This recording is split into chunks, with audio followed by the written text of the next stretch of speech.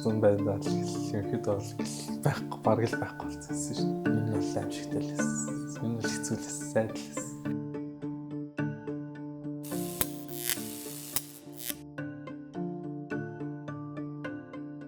Роллер зүүнний урт хэд байх ёстой вэ? 5 мм эсвэл түүнээс урт зүү хэрэглэж болох уу гэд. Би нөгөө 2.5 мм дээр роллер бол хэрэгжилжсэн байхаа. 0.25 баха. Тийм 0.25.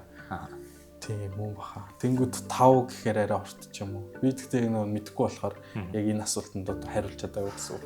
Арсных хөөхөн дээр тэгээ сорим дээр ашигладаг юм зүйтэй хөрөшүүд гэдэг. Энэ бол зүгээр бичил зүүн л одоо эмчилгээ шүү дээ.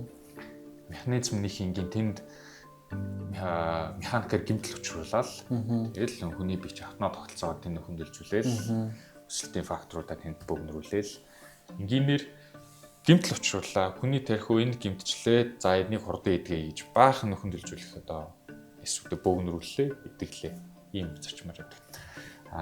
Усны уналтанд ч гэдэм үү усны уналтыг ч нь бол роллер дангаараа зогсоочдөг байна.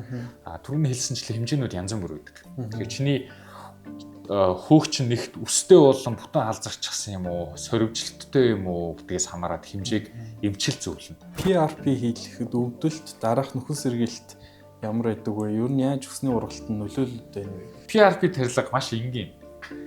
Чиний судснаас цус аваад маш дөрвөн хугацаанд эргүүлээд нээтэл нь сивэн гэж хэсэг байна. Доотлолт нь тонжоо нь одоо нэг улаан хэсэг. Тэрний дунд нь ялтас хэс гэж үүсдэг. За тэр ялтас хэсэнд өсөлтийн факторууд их хэмжээгээр байдаг. Буюу одоо эсийн нөхөн төлжилтийн гол зүйлс гэсэн үг. Тэндээс шприцер чинь сорулж аваад буюу хөөхөнд, арьсанд, үеинд, шарханд маш олон хэлбэрээр хэрэгжилж болдог. Хөөхөнд хэрэглэхдээ арьсанд орд хэрдэг. Өвдөлттэй, арьсанд хатах бүрсэлтөө тий тэсч болохоор өвдөлт. Чиний үсэн дээр яаж нөлөөлж чадах вэ гэхэд PRP энгийнээр бол болцооны чинь дооргоо жижиг судсууд байгаа шүү дээ.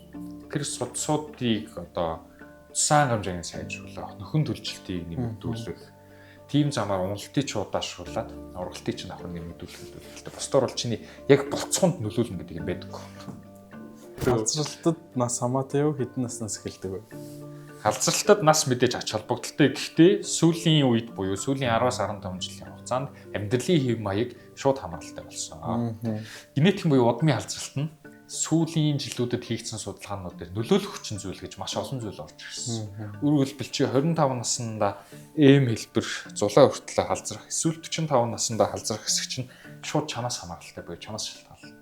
Амьдралын хэв маяг нойр, хоол сүүлийн 2 жил бол кофеин болон энержи дринкийн өндөр хэрэглээ маш хүчтэй орж ирсэн шүү дээ. Тэгэхээр нас мэдээж хамаатай. Гэхдээ амьдралын хэв маяг илүү чухал.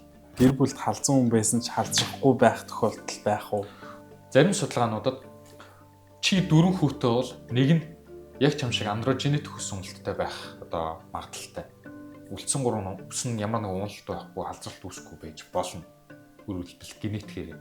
Ус уналттай тулгарч байгаа хүмүүс хамгийн түрүүнд ямар арга хэмжээ авах вэ гэд би энэ дөр өөрөө харилъя. Энэ бол үнэхээр эмчтэл хандах юм бэл. Тэгэхээр ядчил одоо ус уналттай тулгарч байгаа хүн ч өөрөө ингээд сэтгэл зүйн ингээд амар хэцүү болчтой. Ингээ хүмүүс намайг яах вэ яаж харж байгаа бол гэл.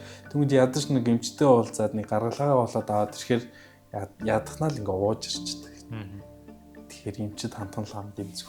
Эмчид хандахгүйгээр улам ингээ цаг алдаал яана гэл ингээл яваад байгаа. Усны эмчилгээ болон бүтээгдэхүүнүүдийн үр дүн хамгийн хурдандаа хэдийн хугацаанд үр дүнгээ өгч эхлэх вэ?